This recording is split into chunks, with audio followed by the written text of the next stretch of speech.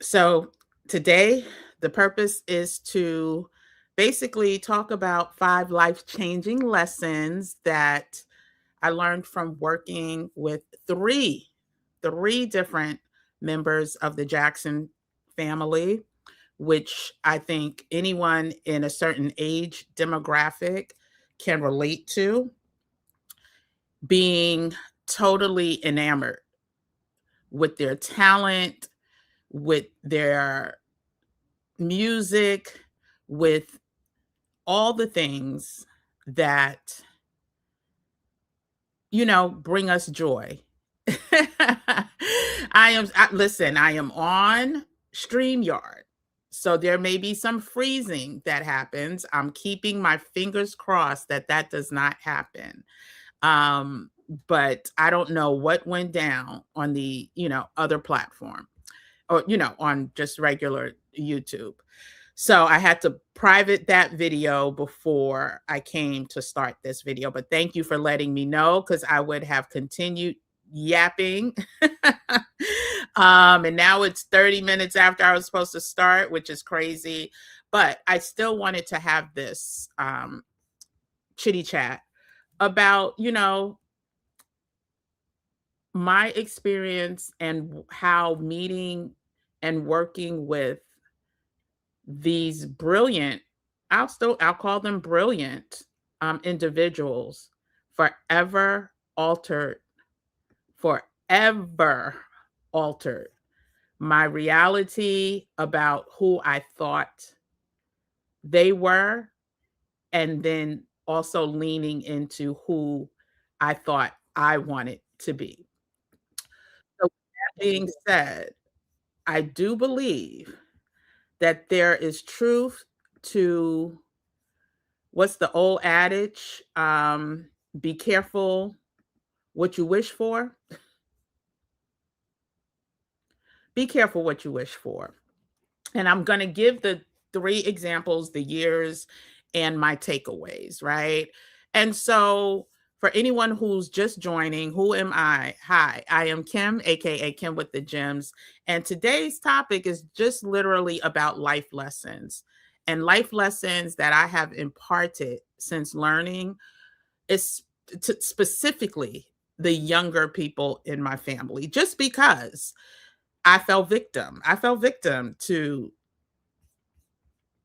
what so many of us have thought was the cat's meow to make it to the highest height, to get as rich as possible, to become, you know, multi-hundred millionaire, billionaire status, have everyone around the world know your name.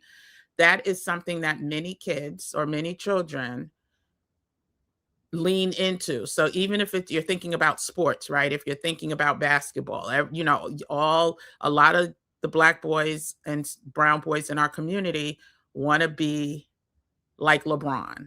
They want to be like Shaq. They want to be, well, Shaq when he was in his prime. They want to be, if it's, comedy, they want to be the Kevin Harts of the world. Um, Outside of basketball, there's a lot. Let's think football. There's the Stefan Diggs of the world that people are like, oh, I want to be just like him, especially, showcasing that he's able to get these women, certain type of women. And it goes across the gamut. Even in business, somebody wants to be the next Jeff Bezos. Somebody wants to be um, the next, I'm trying to think of the guy's name. He's a chef here in New York, Chef Kwame, who owns like the hottest, can't get a, a reservation restaurant here in New York. But I absolutely wanted to share my story in the most sensitive way because they're humans, just like I'm a human, and I'm not a salacious person.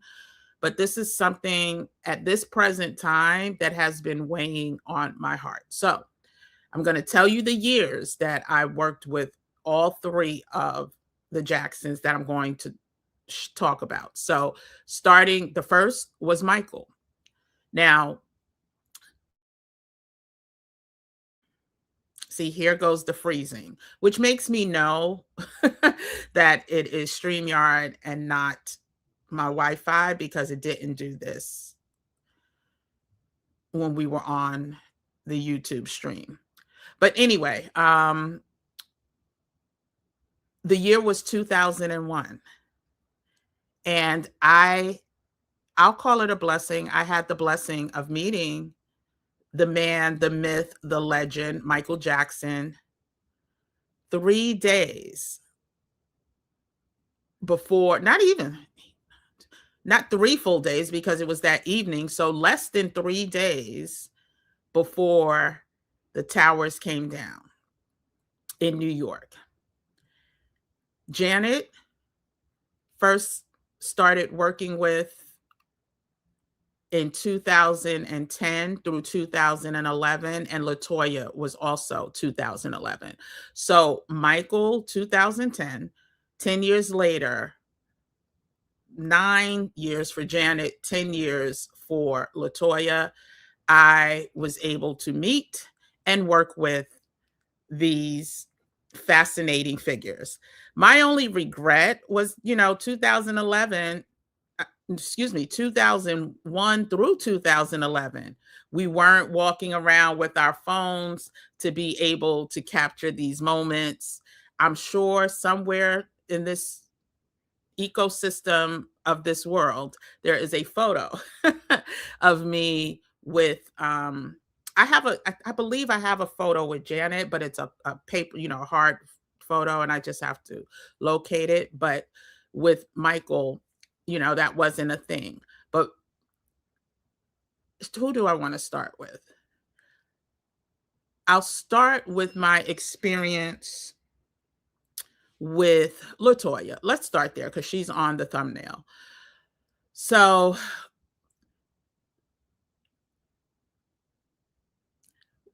the 5 things, let's do that, because I did write down the 5 lessons that I learned, was that the price of fame is not worth it. Through all of these figures, starting with Michael, I declared that I never wanted to be famous. Keep me in the background all day, every day. But the price of fame is not worth it. I also learned that these people that we grew up wishing we can be like or even be with, there is no level of normalcy in their lives that was robbed from them with the fame. And many of them desire to be just like you and me. You and me, if you're on here and nobody besides the people you love and care about or associate with, went to school with, know your name.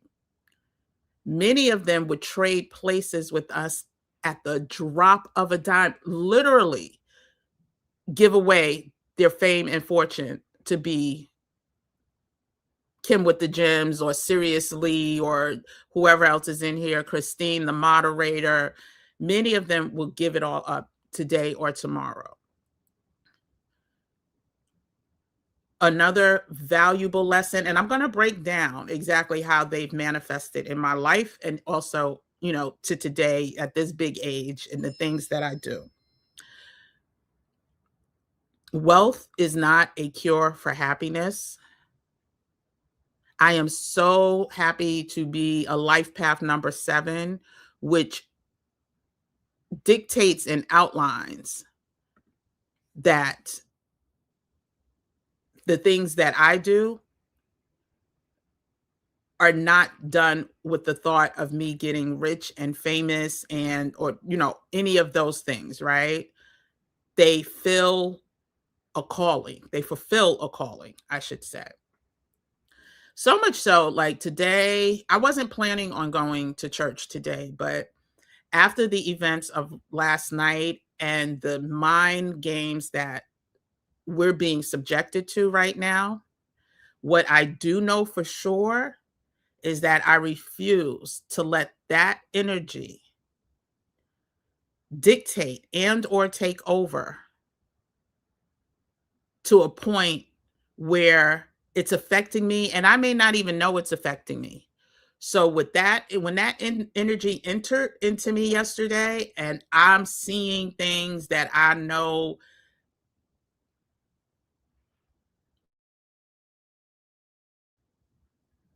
are comical or laughable, but also sad at the same time. I see I'm buffering y'all, so I hope I'm not frozen. Um, Let me know if I freeze, please. I'm going to get through this quick because we started late. So I just want to see if I'm frozen. Sorry.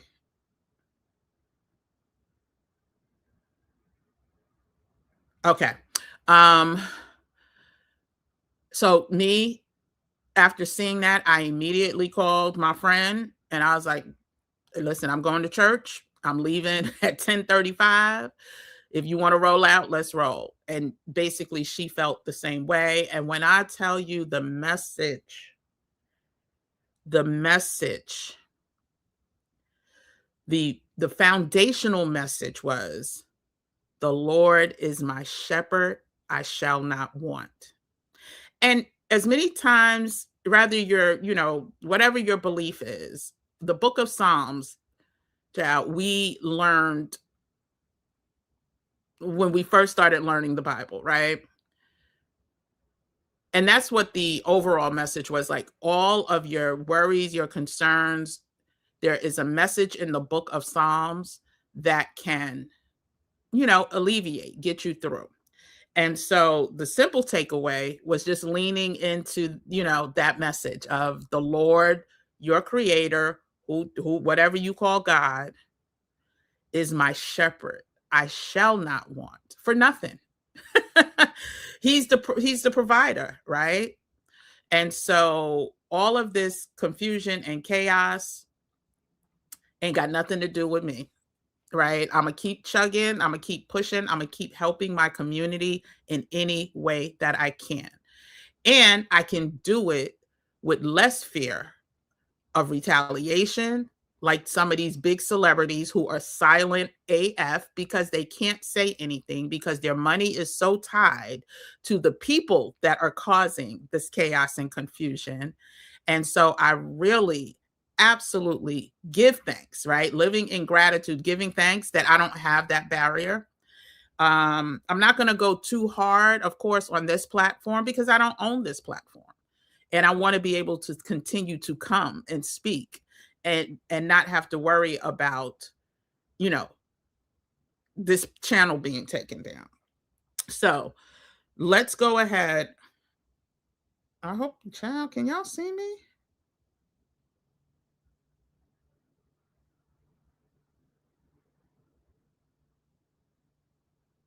Okay. I hope you can still see me. So let's get back to LaToya. Between her and Michael, their body dysmorphia,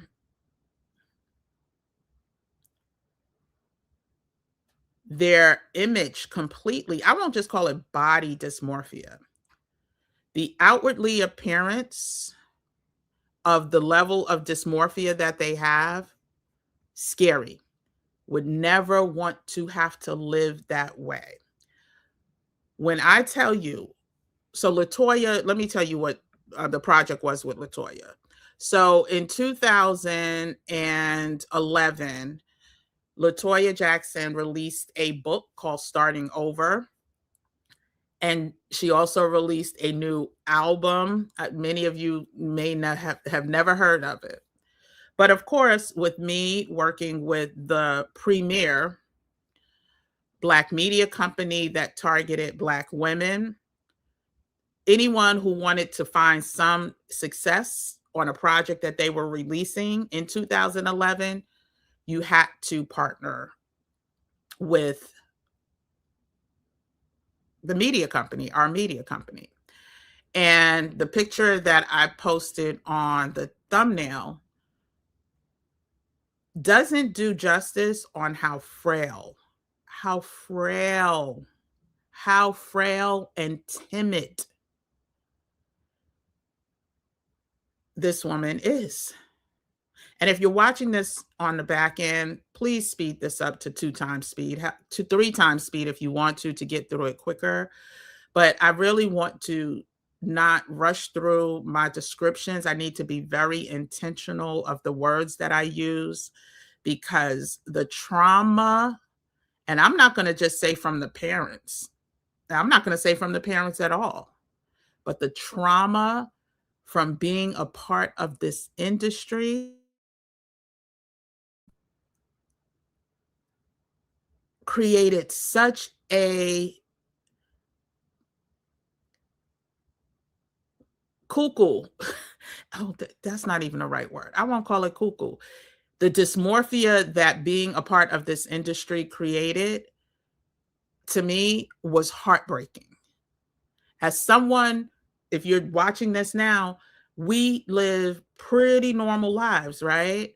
We may say, we need to lose a couple pounds here and there, but we are not so stuck in our head. When I tell you, I don't know if I've ever been up close and that personal with someone so skinny, 0 or -2. Like, that is her size. Now, it does look like she had some, work done, but her dysmorphia was so bad. The amount, and we're going to get into Janet in a second, and then we're going to get into Michael. Michael was, for me, had the greatest impact on my life. And it was, let's just say, I cried tears, and they weren't tears of joy. But let's land the plane with LaToya. LaToya's voice is really that timid. Now, some of y'all may have believed that. I thought it could have been more of a part of the whole act, right? Because they were entertainers.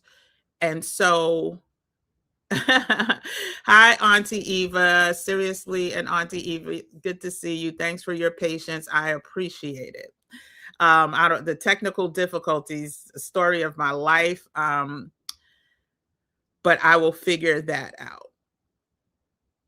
Yeah, the younger ones seem to have gotten. You mean the younger of the first, the Jacksons, the Jackson 10, or what? I think there were 10 kids, right? But I thought it was part of an act, just like, because we used to see them on like the Dick Clark show or whatever the shows were at the time. And each one had a role to play, from Janet, when she was the sassy one walking, and then, the other brothers, none of them really talked, right? But Michael was the voice, and he had, a character, or what I would deem a character or classify a character. And then there was Rebe, who also was the, motherly figure, but still had a role to play. But with LaToya, and sitting across from her I think we had 2 meetings. She was the thing about it was, with LaToya, I'm sure this is something she did not want to be actively involved, but because no one really connected with LaToya like that, right? No one did, but she needed our media company to try to make a splash, right? And again, the name of her project was, it was based in women's self-empowerment. And it was called Starting Over. And at that time in 2011, she was already in her 50s, right? Because how old was LaToya? We're going to figure it. I don't want to tell no lies. How old was LaToya Jackson in 2011? She was 55 years old. About 55. She was born in 1956. So that means she is 70. Is she 70 this year? Yeah, she's 70 this year. So Um, so 55 years old, she needed to tap into the audience. And I think most of y'all, many of y'all know I worked, at Essence.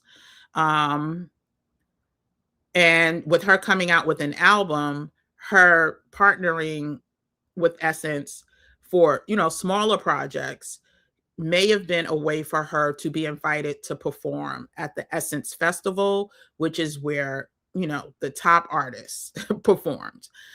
And it may have also been a way for her to get a partnership deal with one of our major sponsors. So if you don't know, for the last, I don't know, 30 years, Coca-Cola was the major sponsor. It started out with Pepsi when it first launched, but Coca-Cola, you had everything, from Walmart's to the list goes on. So in order to validate yourself and come in like with, it's just like I offered, like if you and you want to partner and come on this platform or any of my other platforms or, my um, co-host platforms, we give you that extra push and that extra access. So that's what Essence would have delivered for her. But meeting her and seeing, when I tell you, no, child, I wish I had a pencil. Her legs were so pencil thin and her voice was so low and not confident. And in my head, quite honestly, I'm like, who you gonna motivate, girl? Not that everyone who offers motivation and starting over and acceptance needs to be loud and or boisterous. But I'm like, we can't even hear you. We sitting across a conference room table. Like it just was misaligned, which is why many of you probably never heard of the book and or the music from starting over. And so, oh, I didn't go through all five, did I? I didn't go through all five. So I went through The Price of Fame is Not Worth It. I went through the fact that wealth is not a cure for happiness. I also went through um, All That Glitters is Not Gold. But also that what the last two were that the higher up that you get to success, primarily, I'm speaking about being in this country, the further away you get from your culture, your roots and your culture, right? I was beyond intrigued just about just how it appeared to me. And I'll include Janet in this, distant, intentionally distant from their culture they needed to appear. Let me see what y'all are saying, and then I'll get into. So with LaToya, her impact wasn't as great because I didn't follow her like as much as I did, of course, with Michael, and of course with Janet. Listen, pleasure principle to this day. Don't leave a fold out chair around me. Child, I may end up breaking a hip, falling on my face, but I'm gonna try to do one of the moves. Like pleasure principle, my most favorite video of that time. I can't say of all time. I would have to think about that. But yes, yeah, the younger ones of the first set, yes. There were 9 who survived from birth. Marlon's twin passed away. I knew Catherine gave birth to 10 children, but thank you so much for that. To you, Marlon, to you are the most grounded. Most grounded comparatively, but and however, I think Randy would fall in that too, but there's still a little Delulu. Jermaine, we gonna pull up some images in a second, right?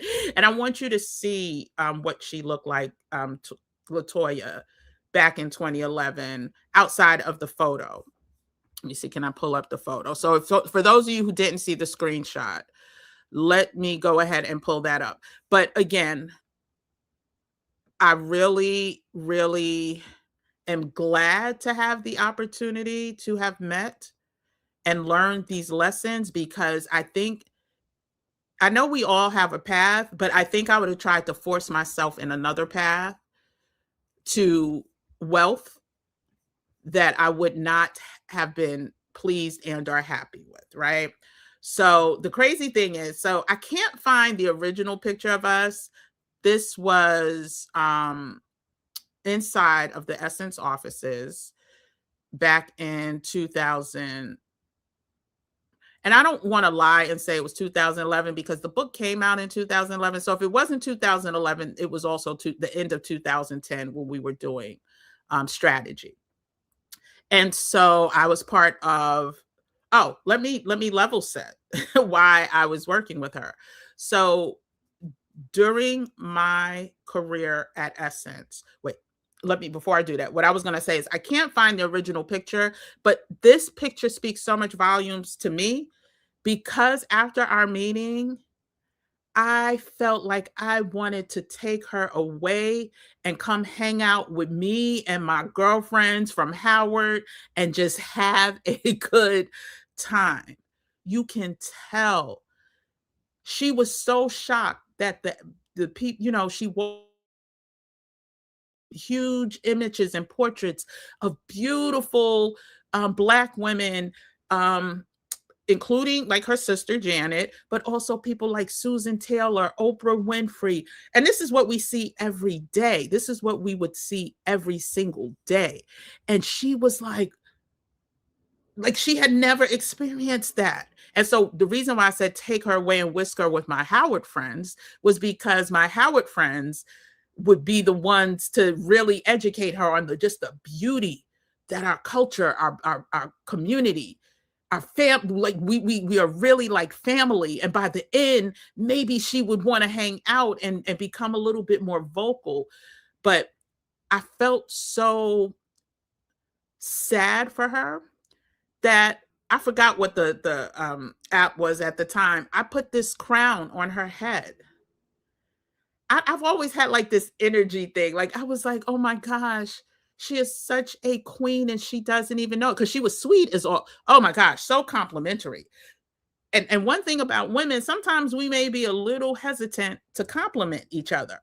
She was like, oh my gosh, look at your cheeks. You're so this. So she was complimenting everyone in the meeting. I'm gonna say there probably were like at least 3 plus me in that meeting. I can't recall everybody who was in there. And then it was her, publicist or, whoever was there from her team. But she was so complimentary, but she literally spoke like, oh my God, your cheeks are just so, oh my gosh. Oh, I love the way your hair is wavy. That is literally how she spoke. And I'm like, girl, who are you trying to empower? Because there ain't no Black women. Nobody's gonna listen to that. So I felt the trauma. And yes, this was after, the fiasco with her husband, aka manager, who I think was a handler. Like so many of them have had so much more experience with handlers than with people who wanted the best for them and loved them, that it showed. So I put this crown on the top of her head because it, to me, like I'm that girl's girl. Like it leans into me being the biggest cheerleader for us. I was like, this woman is a queen and she doesn't even know it. She is beautiful.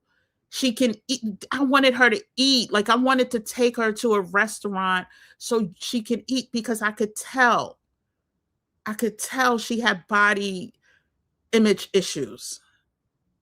And I promise you, she could have gained a good 25 pounds and would have been a baddie. And so for me, it was very, very important to crown her, so to speak. I forgot my train of thought where I was going a minute ago. So if you remember, Yeah, LaToya was such a pretty girl when she was young. They were a beautiful looking exactly. But neither one of the 3 people that I'm about to that, the 2 others believed it themselves. None of them. They were oh, so that's what I was saying. Um, or did I say the higher you get towards success, the farther away you get from your roots and culture. You are brainwashed to believe that everything else is beautiful other than what you are. Praises due, or rest in peace to the late, great, gorgeous Diane Carroll. When I tell you the stories that she told live about her experiences in Hollywood would have brought you to tears. The names that she was called as stunningly beautiful. And if you don't know who Diane Carroll is, let me go ahead and show you. I'm gonna show you, child. Many of y'all may have known her as, what is it, Monique Devereaux, Dominique Devereaux. But let's go ahead and I'm just gonna pull up her picture because absolutely stunning. But in Hollywood, child, she was called. This is Diane Carroll. Gorgeous, gorgeous until the day that I'm going to give you one story from her. I know we're not talking about her, but this story broke my heart. So, I talk about, aging, wisdom, and your maturity to make money off of it. During one of our luncheons that Diane Carroll spoke at, now she spoke at a couple, but I remember walking away with her sharing that she stopped leaving the house because every time she would need to leave the house, she would need full glam.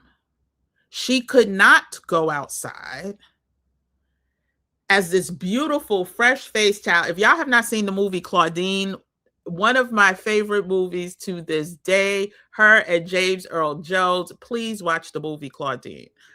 She stopped going outside. I don't mean to red carpet events. I don't mean to, special birthday celebrations. She would not go to the supermarket because of the criticism and critiques that followed her almost every day of her life.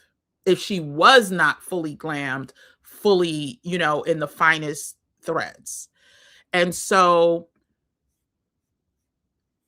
beginning to end, this woman, and beautiful inside and out. And so I said we weren't going to be here a long time because I started late. It's already 8:00. So let me just hurry up, and not hurry up, but let me move faster to get through the other 2. So in 2010, 2011, I also worked with Janet Jackson, who, like we said, the whole family, just gorgeous, just gorgeous. But almost each and every one of them have some type of dysmorphia. Janet in 2000, what year is it? Did I say 2010, 2011? Well, in 2010, 2011, Janet Jackson, 2010, I believe, is when I started, because she was on a tour for number ones. That was a tour. What was it? Number one, up close and personal. And it was a tour where she only performed her number one hits, the songs that made it to number one on the Billboard, right, chart, because that was the only real measure of success at that time, where you placed on the Billboard charts. Now, I will say, aesthetically, Janet looked the most normal. But another one who was absolutely the most timid, another one who had no love for her color. Now, she may have morphed into accepting, but another one that I believe, and this is my opinion, had no love for her color, which was like a caramelish, brown, her hair, and or her size. She didn't love her butt. And if you saw her up close in person, her butt wasn't even that big. If you want to talk about butts, I could listen. Back then, I could show you a butt. But for her, everything was measured by another culture's standard, and there was no confidence. There was no.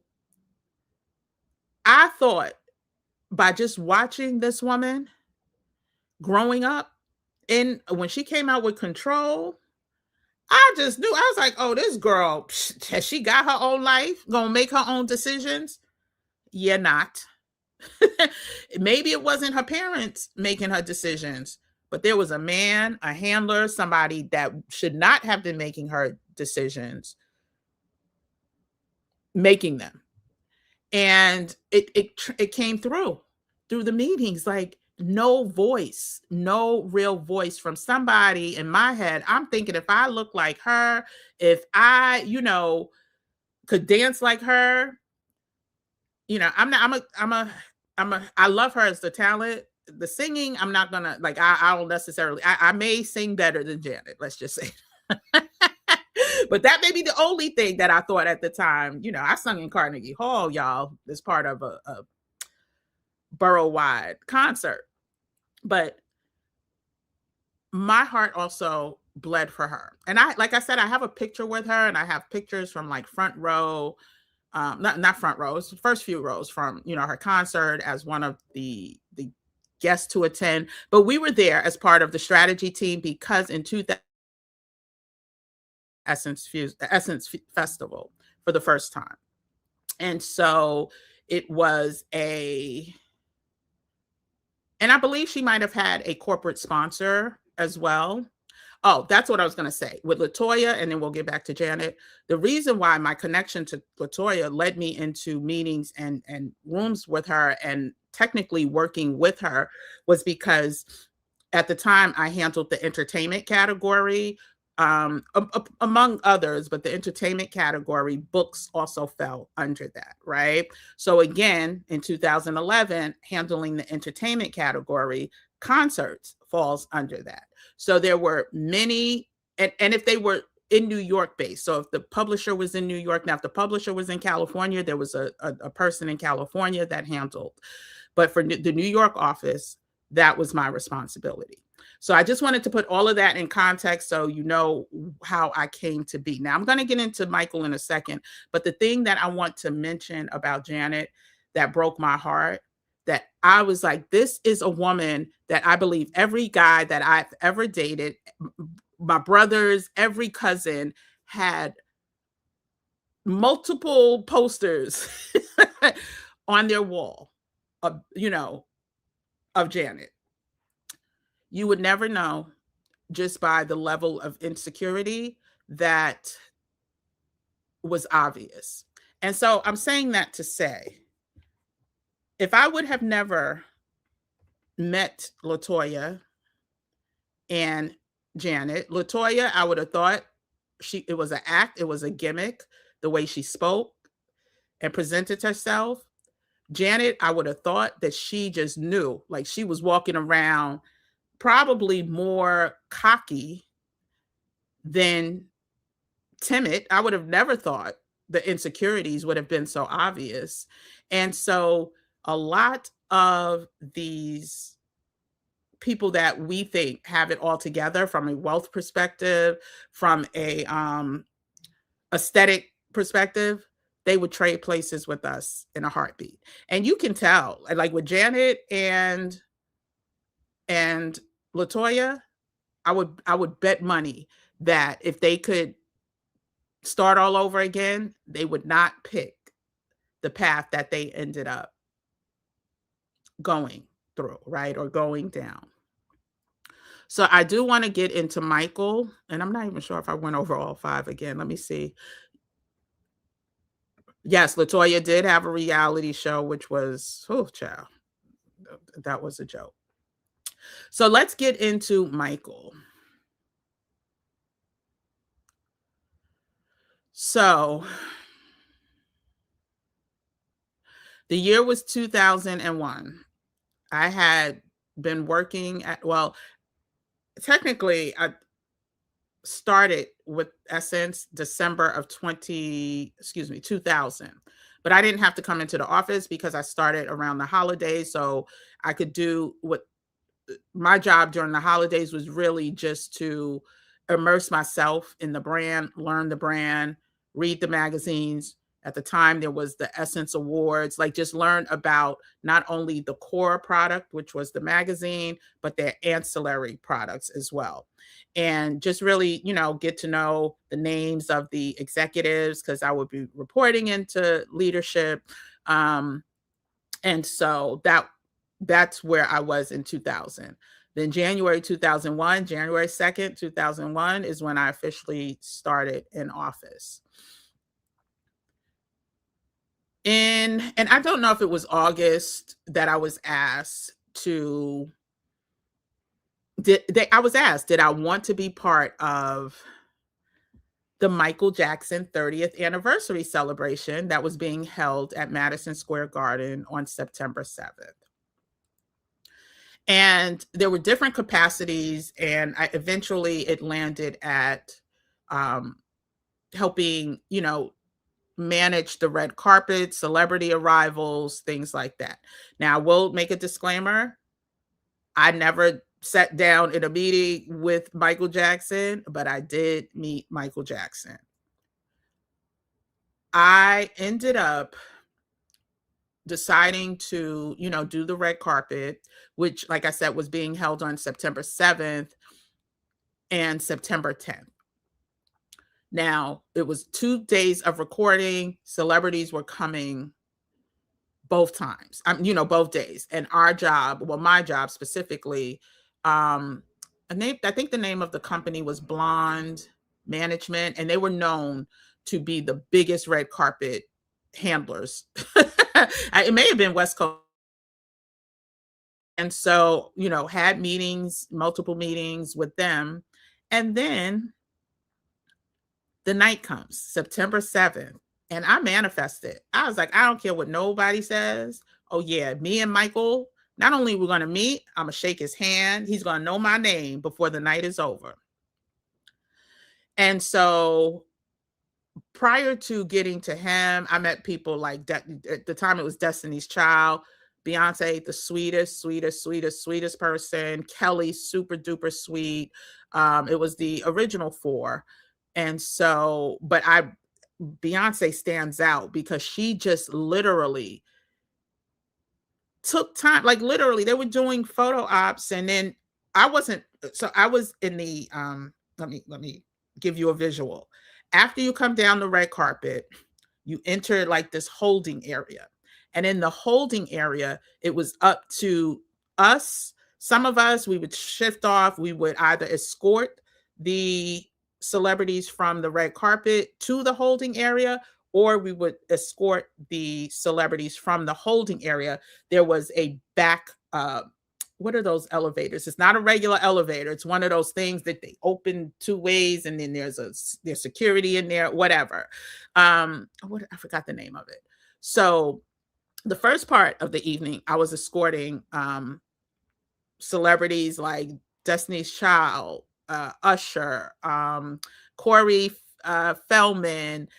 The list goes on and on and on, from the holding area to the elevator. But I positioned myself so the second part of the evening, which I knew would lead up to Michael's arrival, oh, no. I was going to be escorting from the red carpet to the holding area. So when I say I worked with Michael, I worked with Michael through Blonde. I think it was called Blonde Entertainment. someone else who worked with them, and her name is Simone, and she is also Sherry Shepherd's. And I think that was my connection, if I'm not mistaken. Um, she's Sherry Shepherd's publicist and has been for a couple decades, I want to say. And so towards the end of the evening, here comes the hoopla, whatever. So I'm at the end of the red carpet. Now, I wasn't supposed to be handling Michael. Oh, but I made sure I handled Michael. I wish I didn't. I'm nervous, I'm sweaty, I'm giggly, I'm shaky. I'm like literally like like I'm on, sitting on top of a dryer. I'm like nervous. That is how much I wanted to meet this man, this myth, this talent, this legend, and to do it in a way that I didn't have to chase him down, run, or anything, follow him or anything like that. So here I see, these two people coming down the red carpet. One is a white woman and the other one looked like a white man. Now, this was before I saw the very shiny, shiny, shiny white coat. Like he had like bedazzled white coat. I'm like, oh my goodness, that's Michael Jackson. But who's this white lady? And it was an older white lady. And so I'm positioning, I'm waiting for him to come, and somebody was like, okay, who's ready? I forgot how they called it, but they were like, okay, ready to escort to the, holding, and it had a name for it. The holding area. Now, he didn't have to go up in this elevator. He had a whole separate way to go. Who's up? And there was this timid person who probably was just as nervous as me that was supposed to be next. Yes, I did. I stepped right in front of that person. I was like, it's me. But then since it was two people that, it was Michael and this older woman who I'm going to share who it was in a second, they needed two of us. So ultimately, both of us, even though the person was slow, listen, the early bird gets the worm, child. As I'm telling you, do not don't let sitting on the sidelines and not taking action block your blessing. I've always been about that mindset. So the two of us, it's up to us to escort from like the red carpet. It's a few feet, just a few feet, to the holding area and to a specific section where more photographers were waiting for Michael and this person. I see the woman and I know who she is, clear as day. It was Elizabeth Taylor. But I'm like, why are they like Siamese twins? They were literally joined at the hip. And I'm like, what the heck? Like, the whole time, literally, Michael was joined at the hip. Now, I don't know about the beginning of the carpet, but from where I saw, towards the end of the carpet,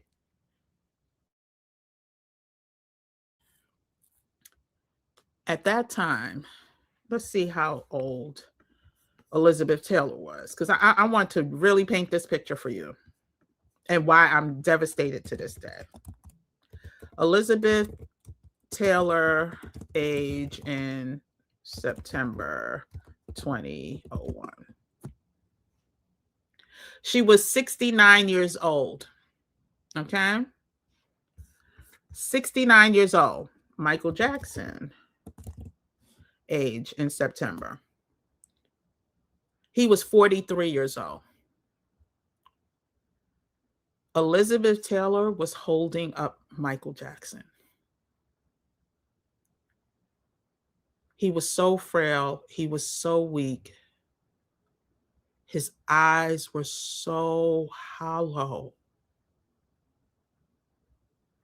And this was the absolute worst part for me. Oh, thank you so much. Thank you. A freight elevator. Thank you. That's exactly what it was. It was the freight elevator.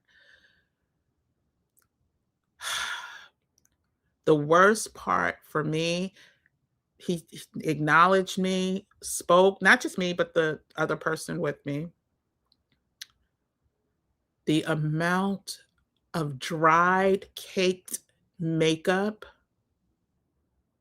on his face that looked like it was like peeling off, and you could still see marks and scars under it. the clear outline of the lace front. Now, again, I know he had that accident, so this is not to judge. This is just to share how what I thought was my dream turned out to be literally a nightmare.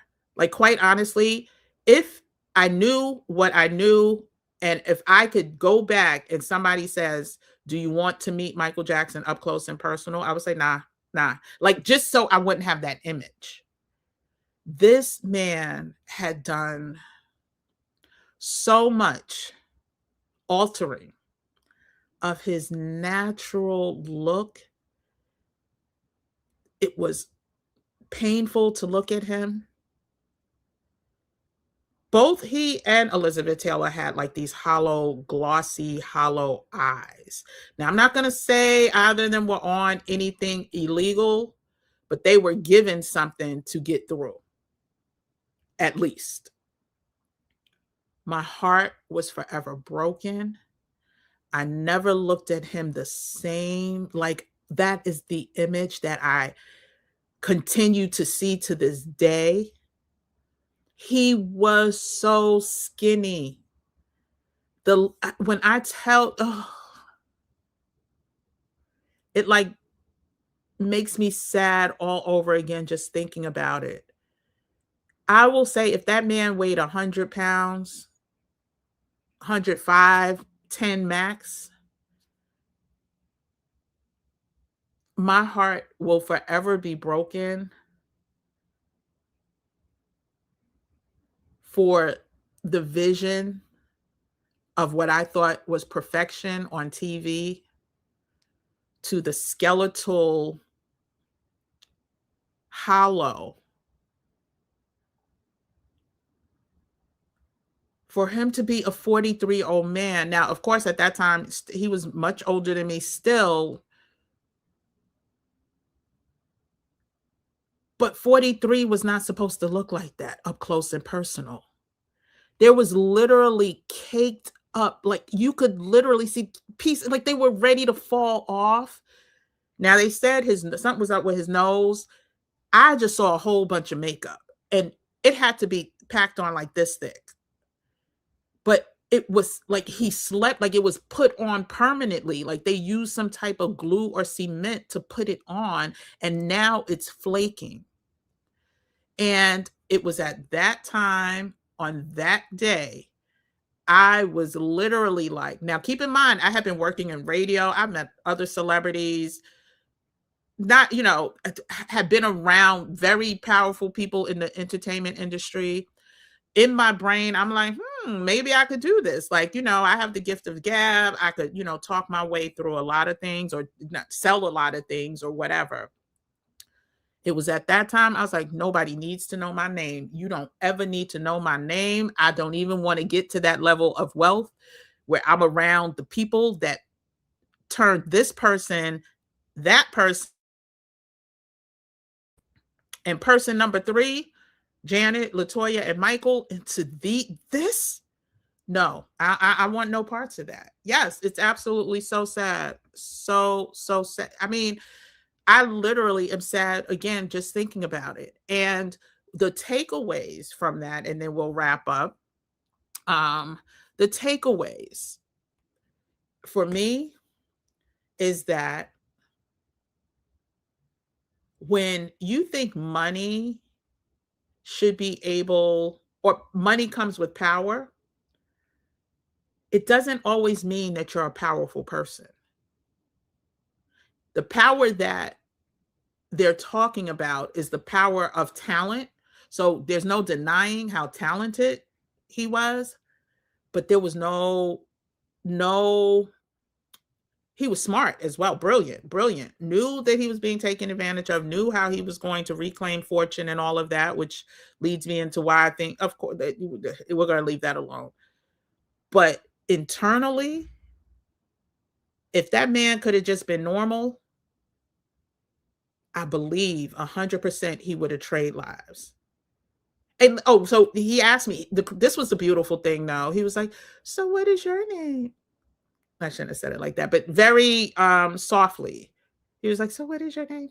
"I just want to thank you. Thank you." And he didn't let go of, so he's on if this is Elizabeth Taylor's right arm. He's on the right of her the whole time. Like she is holding him up. It's not like her arm is around him to be held up. She is holding him up. And so he took his other arm. So I'm in front of him. He took his other hand, this hand, and was like, "Thank you thank you very much." Very humble, very nice. And then on the 7th, what was it, the 10th, I played a different role at the show because I wanted to see the show. And I was already heartbroken that I did not need to be near that red carpet again. But how ironic that the very next day, September 11th, the world changed that morning. And Michael was actually stuck downtown near he was staying near, not far from the World Trade Center. A lot of people don't know that. His I won't call it a hotel, but his living quarters were not far, and he had to be evacuated. He had to be evacuated. And be careful what you wish for. That's the main takeaway. Be careful what you wish for. Because like I said, "Oh no, there's no way I'm going to be working for the 30th anniversary celebration and have this much access and not be able to access." I wish I wouldn't have accessed. I really wish I would not have accessed, because I at least would have still had that dream image, but then again, it was God's plan. I do believe that that was God's way of saying, "Okay, let me show you a look into what that that Hollywood lifestyle, that celebrity lifestyle, that everybody needs a piece of you lifestyle can look like." And it can look hollow. It can look like you don't know who the heck you are, but you don't want to be who you were because you don't look like the masses that have achieved what you have achieved. So now you have to conform. It can look like pain. It can look like anorexia. And so now, as I move, and that's why I say everything I do has to fill me, it has to bring me purpose. It can't be about money, because money or wealth will not dictate happiness. And we later learned, unfortunately, that there was some addictive issues, right? Some addictions. And, you know, I just really, really, really wanted to share that story, because I do believe that so many of us go around, and I won't just say jealous, but thinking that people have it better when they don't, thinking that money, you get super wealthy. Now, I do believe in you planning and being prepared to pay your way, and having excess, and make sure those who are dependent on you are good. But child, you could keep that billionaire status away from me. And I'm saying that out loud. I never, ever, ever. After that, I was like, "Oh no, let me just, let me be good now and into my, older years." And mostly sparked by what I saw with Michael. It was also sparked for me to live boldly, meaning I'm not a quiet person. I'm not a meek person. I'm not everybody's cup of tea. But as this therapist that I had on my channel said, I'm somebody's shot of Hennessy, right? Or I'm somebody's sip of beer. Not everybody likes tea, is what I'm talking about. But the one thing I will be is myself. I'm not going to let somebody else tell me.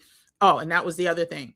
It also made me so thankful that I love my nose with all its fullness and its features. I love my mole, which Janet Jackson used to have a mole here, but mine used to be much smaller too as I aged. Out this thing. started popping out. But I love my mole. My mother had a mole on her face. My brothers have, my brother, one of my brothers had his removed, but God bless him. But I found moles to be beautiful. People like Nas has a mole. Like I did a whole list of, my tribe, and I called them my tribe, the tribe of mole on the left side of the facers. But I'm glad that I have the confidence that it was so clear that these super wealthy, super sought after, super used Jacksons didn't have. And so, again, be careful what you wish for. All that glitters is not gold. Wealth is not a cure for happiness. Someone you're looking at someone who you want to be like and emulate when they're looking at others like, I wish I could leave this all alone and be like that person. And love who you are in all its full glory. Your skin tone, your hair texture, your child. Let me tell you something. I remember, growing up, you would hear the things about the good hair, the nappy hair, this and that. Let me tell you something about my little. I don't claim that for me, but my very coarse hair, and I don't do the number scale. That was a scam set up by Todd to get people to start spending more money on hair products based on hair types and textures using a number system. Complete BS. But a lot of those people that were talking about their good hair, they ain't got an edge to their name. Child, I can't get, well, thank you, Lord. Thank you, Jesus. All praises due. My edges are intact, gray and all. My hair, child, people who had quote unquote good hair growing up and that have very, very thin hair now, but talked about people who didn't have good hair, wish they would have strong hair, is what I like to call my hair. My hair is very strong, child. My hair is very strong and be beating me up all the time during my 8-day wash days, 8-hour wash days. And so anyway, so those are just the thing. And love who you are, love your culture. And of course, we know we're not perfect. Of course, I'm one of those people, I don't struggle with my weight, but there's a weight that I don't want to go over. And there's a health factor that I want to stay within. But as far as anything, like I don't, never wanted to be a size 0. And truth be told, I don't think many people do, unless you have made it to a certain level and the influence around you is telling you you're too fat, you need to lose weight, your nose is too wide. And we didn't even get into the specifics of the nose and the culture, and the colorism, right? But the higher you get, the more they will try to change you and break you. And so, again, those were just my lessons from the early 2000s through 2011 that I've learned through working with the Jacksons. And so, hopefully, I didn't freeze up because I wasn't looking. Yeah, oh, child. Listen, a joke. It's a joke. But again, these are people that there's people around him that are going to say, oh, that looks great, because they get paid by him or they're eating because of him. But yeah, let's quickly look at some pictures. But yeah, Jermaine is so tragic looking. Saw them, yeah, with the curtains pulled back. But when I tell you, oh, that was the last thing I was saying. Michael was another one I wanted. Why is this 69-year-old white woman his closest ally to hold him up at his 30th anniversary celebration? Of all the figures in the world, of all the women, the people in the world, they were in here. They were in here. There's no reason. There's no reason. I have to figure out how to go live straight from YouTube, but I've done this before. I don't know what happened with my audio, but I'm going to figure that out because I'm canceling StreamYard for real, for real. There's no reason that should have been his dearest, nearest ally. His life and her life, besides them making it to the highest of the heights, right, when it comes to the entertainment, but you know, she had her own issues. How many times was she married? She had her own issues. But someone else who went the same path that could have directed him with more um concrete, not even concrete, that's not the word I'm looking for, but more aligned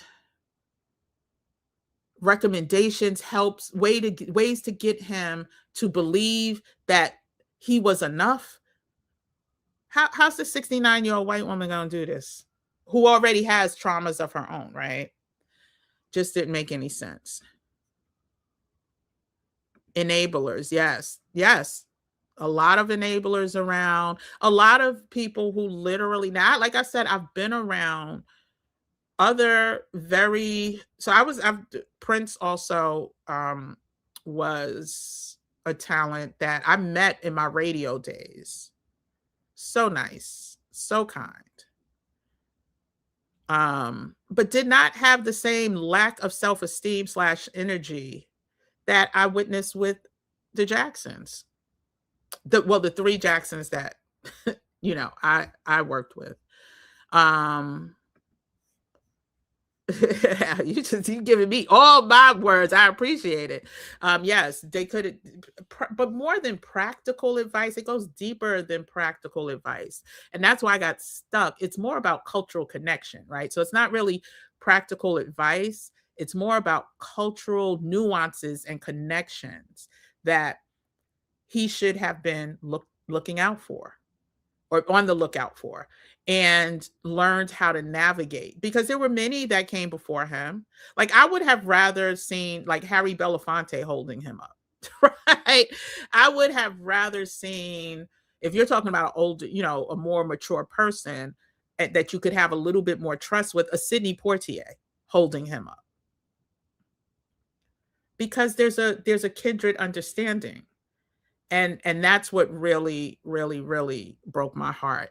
And to this day, like I said, I can't even look at him the same. I really can't. I did go to see Michael Jackson the musical, which I absolutely loved. Like, the music, child, and that Off the Wall album. People talk about Thriller, but I could play Off the Wall from beginning to end and put it on repeat and do it all over again as I'm cleaning the house for 5 hours, like that, 6, 7 hours. I could go to sleep to Off the Wall.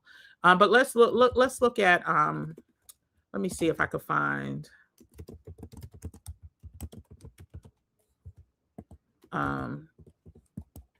2011 images. And then I want to, okay. Oh, Lord Jesus. Lord Jesus. So let me pull this up. And this is exactly what I saw. And then yes, Off the Wall, child. Oh my gosh, child. I wanna rock with you. Let me shut up before YouTube be like, yeah, we gonna rock you right off this platform. You keep singing that song. But let me share this picture of LaToya in 2011. I need to share screen. So, is this it? Here she is.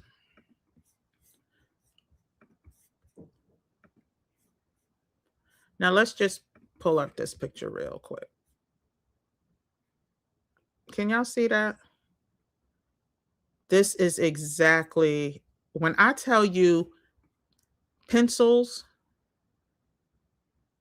what type of body dysmorphia? Let's see if, so heartbreaking. Oh, did y'all not? Let's go ahead and find.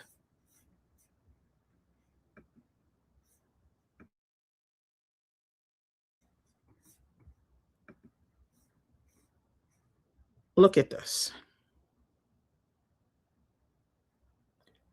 And there's some fillers here because she had no hips, no behind.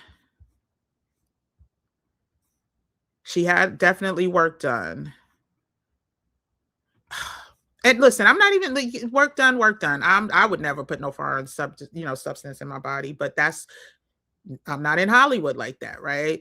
But again, to not just know that this is not cute, this is not. Now let's look for Jermaine real quick.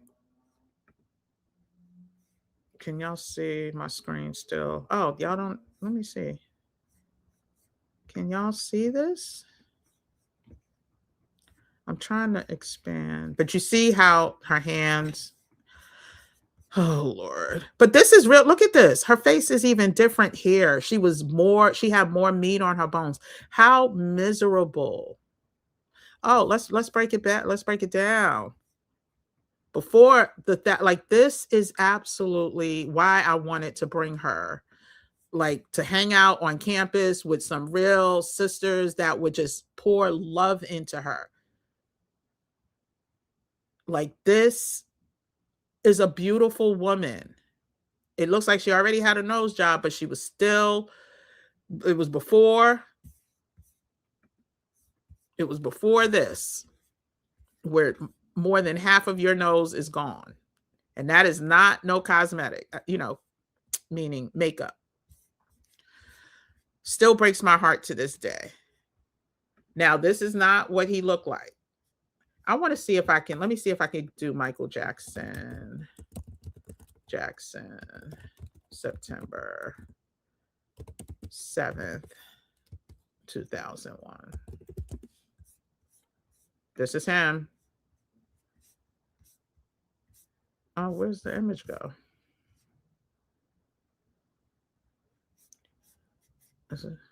Okay, I don't see the image, but let me find another one. Let's go to images.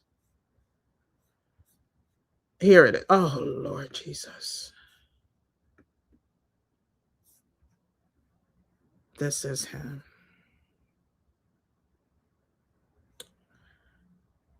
This is him. I did not know who this lady was because she had on a super blonde. Let me stop sharing this. Okay.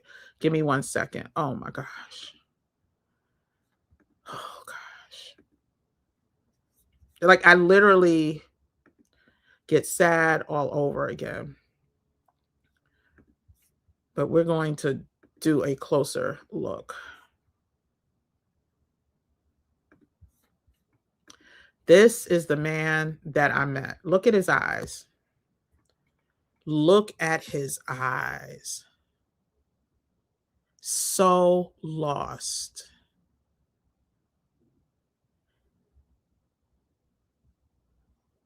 I wish I could show you the arm in arms. I'm gonna see if I could find a quick, but he was so skinny. This picture makes him look larger because of the shoulder, pads and everything. But this 69-year-old woman was literally holding up this man. Let me see if I could get another. I want to, because it's even in the images you can see. Okay, this is a decent one. Again, very sweet. I literally just wanted to bring him like home with me to my family with my brothers, do a snapping contest. This is a side angle, but to me, this side angle says so much. Let me share.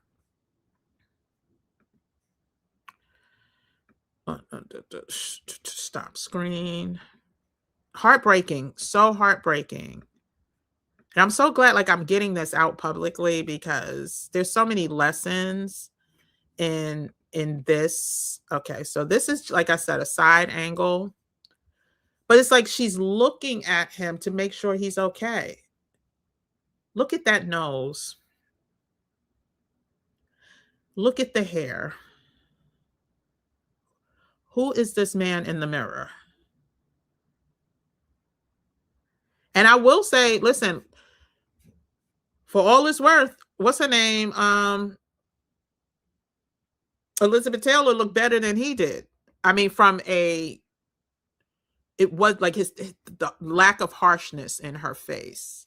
I was trying to see one more picture. Like this is another one. He just looks so, and she's like literally would not, I told you they were like Siamese twins. They were truly like Siamese twins. Like if she let him go, he was going to topple over. He was going to, yeah, topple over.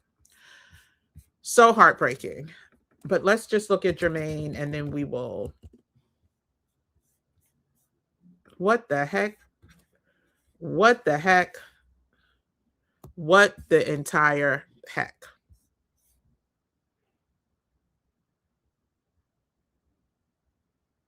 Oh, you can, am I still frozen? I'm okay.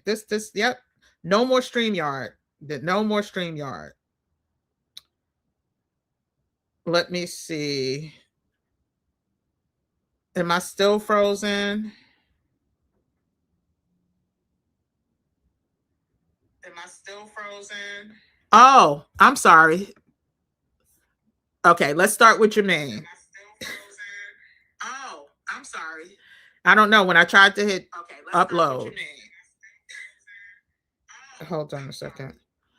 I guess I froze when I was trying to upload. But this, what is this? What is this? Whoever did this job on the nose, the nostrils, needs to be sued, have their license taken, and he needs a refund. Because there's no way you're going to tell me that your original nose does not look better. Going gray. Like, listen, I get it. I'm struggling with the going gray thing too. And it's for not just for aesthetics, but for those of us who have gone gray or starting to go gray.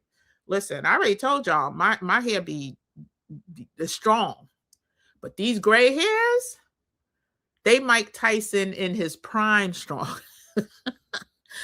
They will have a girl working overtime. Got me working day and night, child. Let me tell you. And for just, some things we just want a little easier, right, in our lives. We don't want to always be in struggle mode. And dealing with my hair, no earlobes, child. Dealing with the gray hair specifically can be a struggle, for lack of any other better word. He has no earlobes now, child. Look at the dent. Like, again, but somewhere, somehow, whatever's going on this hairline, which is not a real hairline, and this hair transplant, because you could tell, I could tell that's a transplant, has him thinking he fine. Now let's go back to, I don't know if you saw these images with Michael. Oh, goodness. So this is what I was saying. They were joined at the hip the whole time. The whole time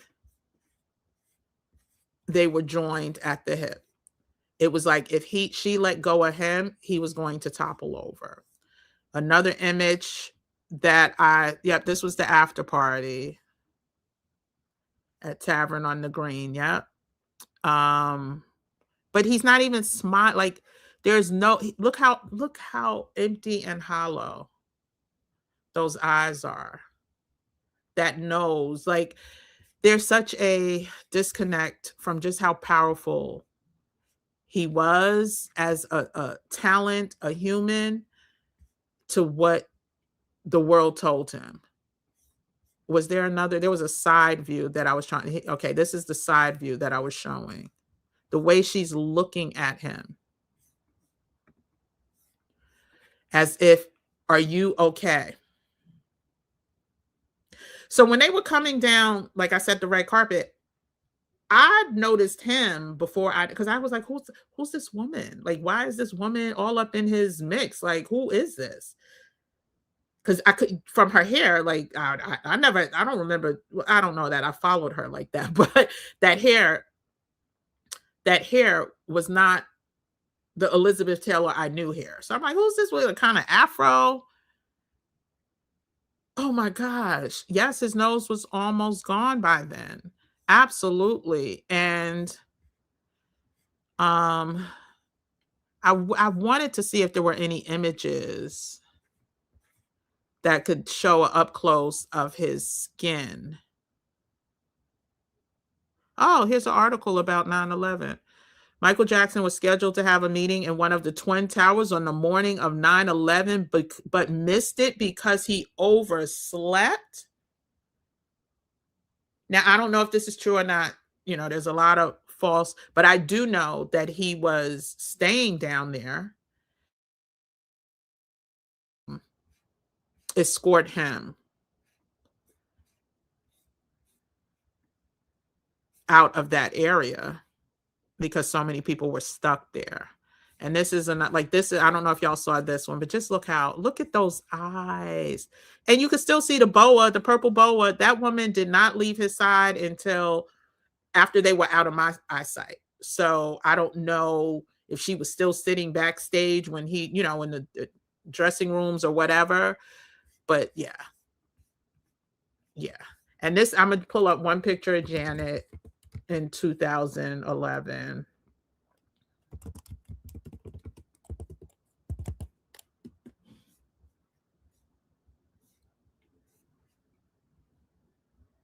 Yeah, so she was doing a little press thing um for her one number ones tour. But just look how beautiful. Just so beautiful, but beautiful as a child. Beautiful as little Penny on Good Times. But when you have handlers around you and people around you to tell you different, we see what's happening with Serena Williams, which breaks my heart. But again, I don't want to, my lessons from all of that, and I'm going to get to the comments in one sections. Let me stop sharing this.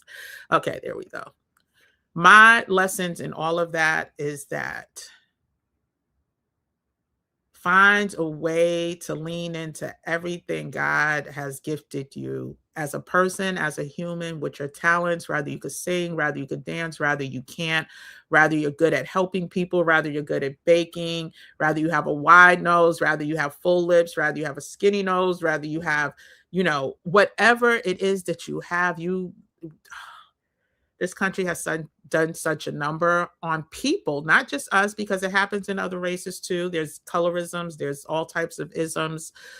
But I just want us um,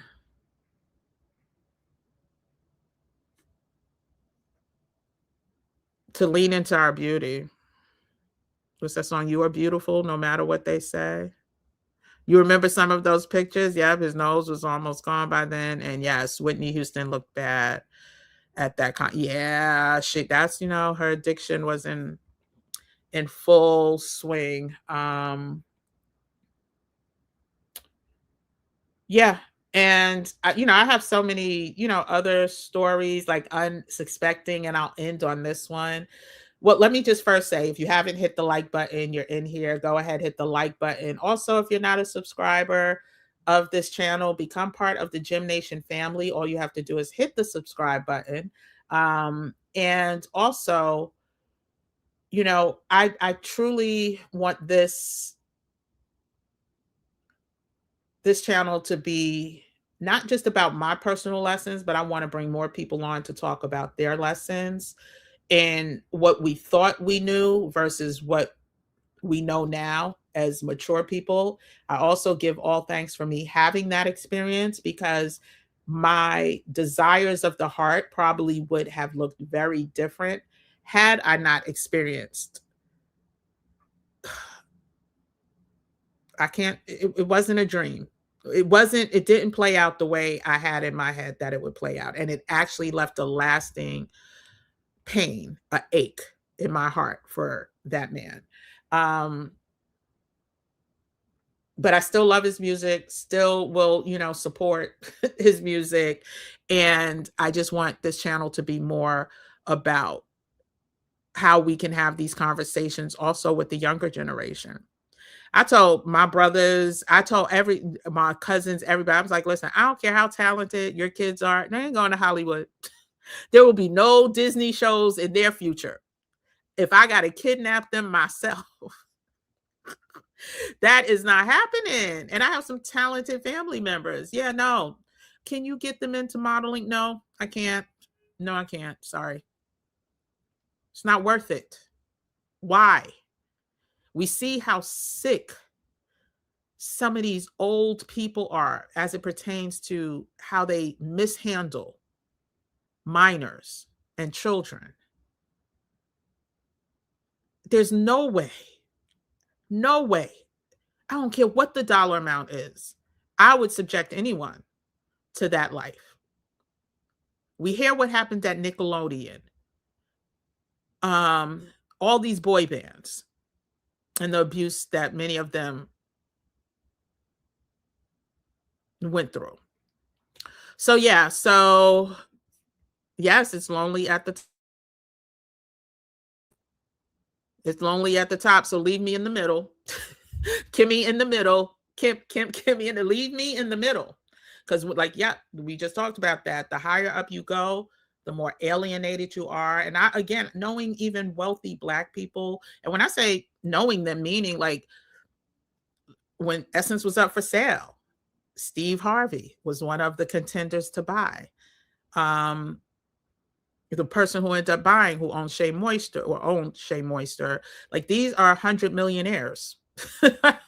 Like I've been in multiple meetings, sat across the table from multiple multi-hundred millionaires, negotiated. Let me see if I can find, and this will be the last thing I pull up.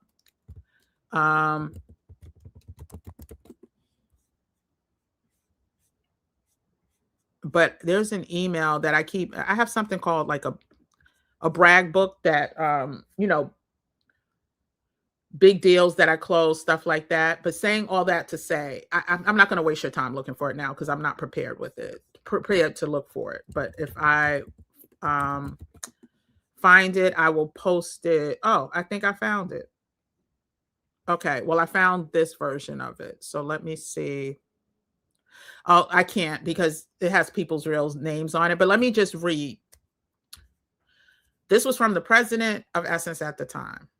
This was my meeting with Kevin Hart, who had said no to everybody about performing at the Essence Festival in what year was this? 2012.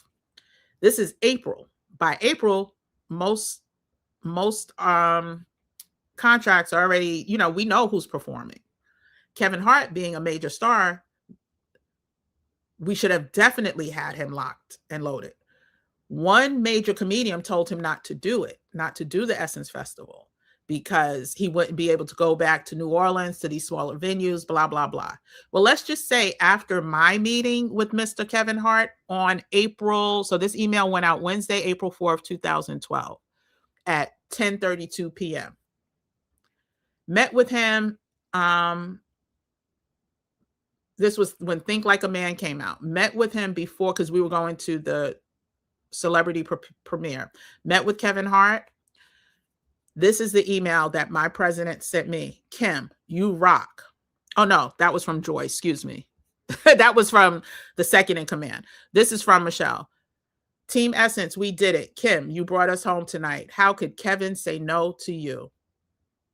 And then she continues and sends this letter to the CFO, well, the financial person, and gives the stipulations that Kevin has set. And it was basically, instead of going through his handlers, he wanted to work with us directly. And then Joy sent me an email saying, Kim, you rock, Joy. So anyway, just saying all that to say, I've been in the room with many, and this is about me using bold as my baseline. I told y'all on another video, I teeter the line. I straddled the fence on talking about these things because this is not a celebrity channel. This is not what I want this to become. But I do think there's a lot of messaging in some of my experiences that will help motivate, inspire, get people thinking it differently. And so that is why, because I am a bolder personality, I can't cower. And so that's why I'm having these conversations. I'm not afraid to hear the word no, which allows me to ask the big questions, the big ask. And so I wasn't supposed to be negotiating with Kevin Hart. That wasn't part of my job to negotiate with the artist for the festival. But because people knew me as the negotiator, the fixer, or the one that's not afraid to hear no, I was put in that position and was able to deliver and saying so to lead to the point that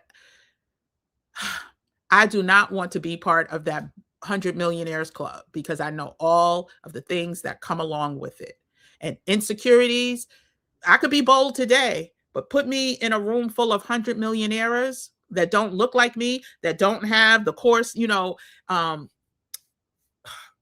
edges, that doesn't have the full, natural boobs, like not man-made, that, talks with my hands and all of that. Yeah, I may start to question my, and that is not a place I want to live. So let's see. You said right on.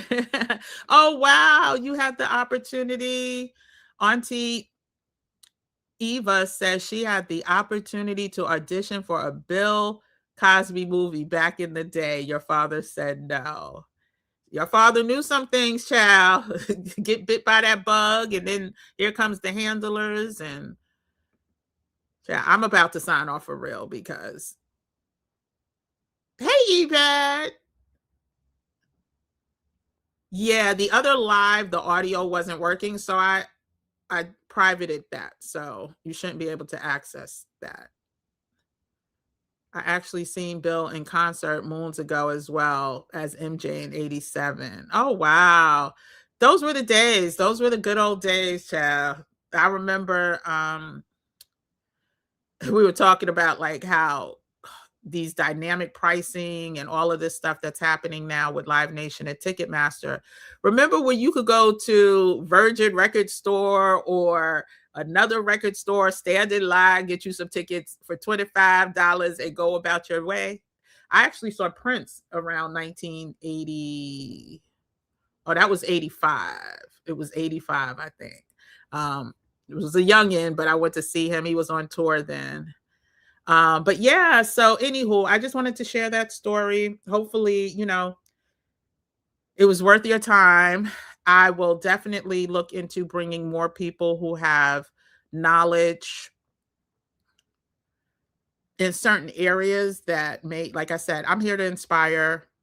That's it. That's all. To get people motivated to live out their lives in ways that they may not have even thought about or have thought about it, but don't have the support, right? Like I said, I've never, ever second guessed my abilities. There were people, like I know people that will not post a picture of themselves because they feel they don't look like their old selves. Let me tell you something. I don't look like my old self, child. These gray hairs, these gray hairs and, the winter weight and all of that. It's me. And so I want more of us to do that. And I want more of us to monetize that. But y'all already know about the Monetize to Maturity Masterclass. It's not linked here anywhere. If you are interested, you could go to my post. I'm only announcing it today because I don't want anyone saying, oh, you didn't mention that in this live. I didn't know about it. You know about it. The Monetize to Maturity Masterclass takes place this Thursday, 8 p.m. Eastern Standard Time. You could look at the community post page if you're interested.